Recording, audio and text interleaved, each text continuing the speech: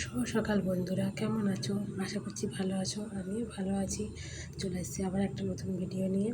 আজকে সকালে আমি ব্রেকফাস্টে বানাবো লুচি আর কুমড়োর তরকারি, তাই নিয়ে চলে এলাম। ভিডিওটা তোমাদের সঙ্গে বলি একটু শেয়ার করি, তাই না?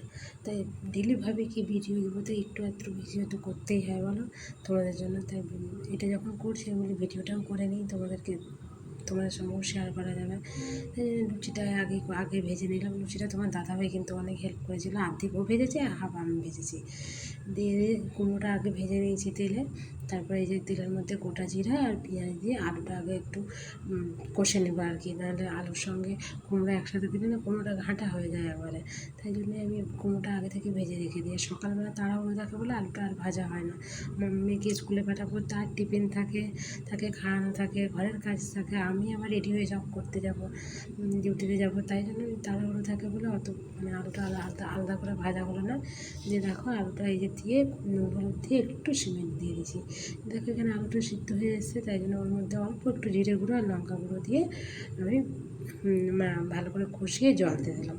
হয়ে এসছে আমার তরকারি। তো তোমরা ব্রেকফাস্টে কী কী করলে তোমরা কমেন্টে জানিও। আমার ভিডিওটা কেমন লাগছে, ভালো লাগলে অবশ্যই লাইক কমেন্ট করো, আমার পাশে দেখো, আমিও তোমাদের পাশে সবসময় থাকবো।